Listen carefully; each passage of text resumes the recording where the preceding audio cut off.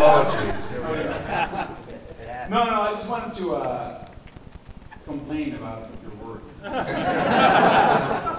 When I was, a few years ago, I had a really tough time in my life. Some family members died, and I decided to go to counseling. And at one time, my counselor asked me, "So, what do you think you get your moral, priorities from?" And my answer at the time, very honestly, was that it was Spider-Man. So I was reading through Spider-Man. There was this wonderful speech that Peter Parker gave about always trying to do his best, no matter what happened. And so that's one thing that happened. Continuing with my saga. Was it of any use? What's up? Was it actually of any use? Yeah, it was wonderful. I mean, that's kind of what helped me to get through that period. I'm glad, thank you. So that was very embarrassing, but very awesome too. And similarly, nothing embarrassing. When I was on a plane actually to meet my wife, somebody I had met online, we were married yet, of course.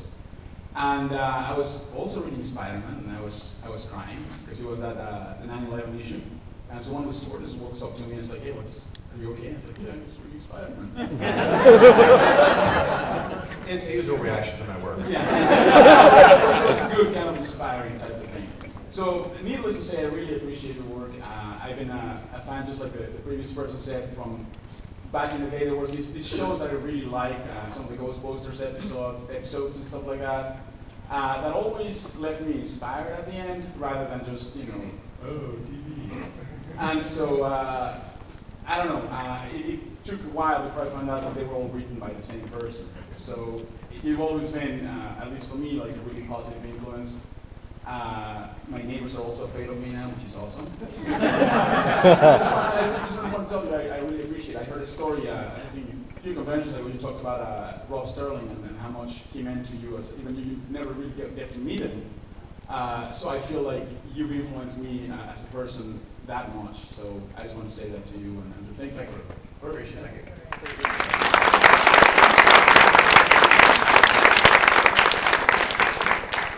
I try where possible to try to convey one. Is there any one message that I convey other than, cleanliness and hygiene?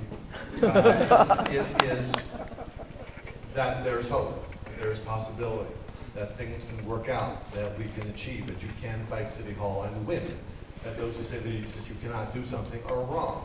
You must not surrender to the tyranny of reasonable voices. Say to you, don't put yourself out there, don't try, don't embarrass yourself, don't pursue your dreams. Just be good, be quiet, be a machine, work in the cubicle for a faceless master and listen up top. And those voices are wrong when they say you can't do something. And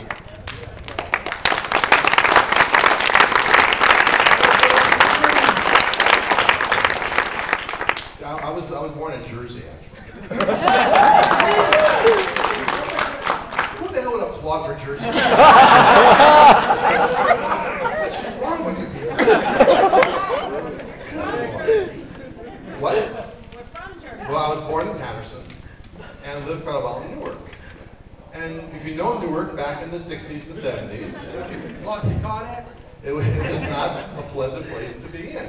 And everyone assumed that, you're going to just either be, in jail the rest of your life or working as a mechanic. And I would tell people at this size, what are you going to be when you grow up? I'll be a writer. People like you don't become writers. This is not the neighborhood where writers come from. They're guys who go to great schools and have patches on the elbows of their jackets, And I was on fight every step of the way. And I was at a convention a few years ago in San Diego, and some woman came up to me and said, "I want to thank you for what you say about your work, because I realized that if you can do it, anybody can do it." Which, I know what she meant when she said, I see her pulling back the words she said, shit.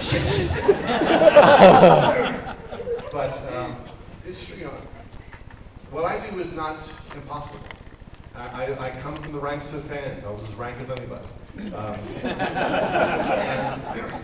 And a lot of folks in this room want to be writers and artists and particle physicists and so on, and pursue those things. It's never too late to become what you're always meant to be in the first place. And I really believe that. And I fought my whole life to do that and to talk about that. So I encourage all of you, don't surrender to the tyranny of reasonable voices.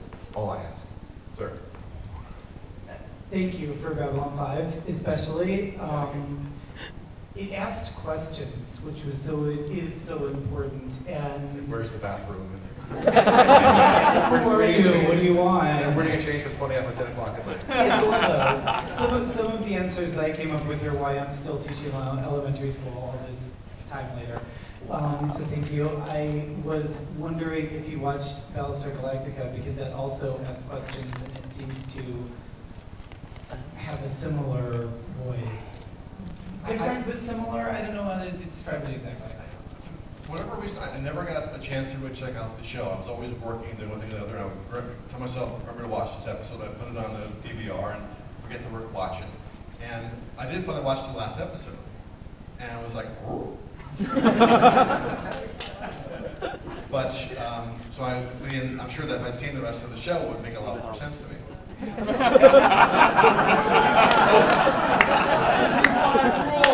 Ron Moore is a great writer. And a nice guy, by the way. You're a better writer. Oh, shush. Joe, you suck. So I really don't have an informed opinion. Therefore, my opinion is basically full of shit. So, but I actually have the box set on order. I'm going to pick it up at some point, so I can, at that point, watch it and actually have an opinion. So I can't answer your question. But thank you for asking questions in your work. Thank you.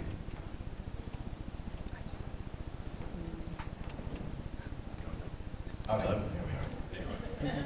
This First of all, I want to say you do a great job on Superman and Wonder Woman. As a reader, you brought me back to those characters after probably 20 years away. And as a fan of a comic book store, you increased sales 3 to 5 fold, so thanks for that too.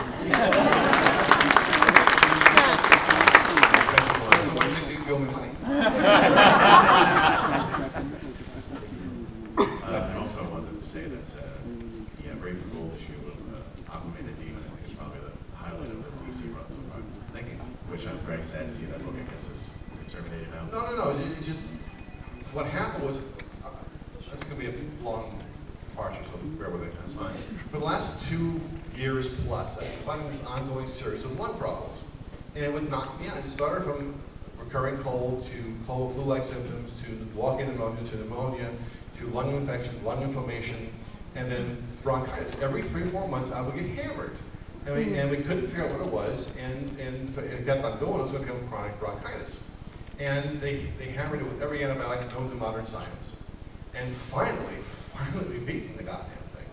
But because of these constant recurring problems every 3 or 4 months, I kept falling further and further behind.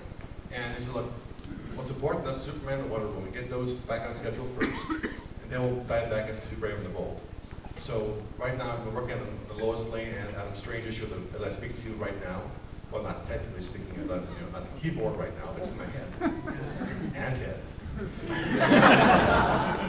So that is the first up is Lois Lane and Adam Strange, and then we do Supergirl and Phantom Stranger. Yeah, because there is news on the net that it's been canceled, so No, I wouldn't like that. No, the nets are wrong. What are the odds?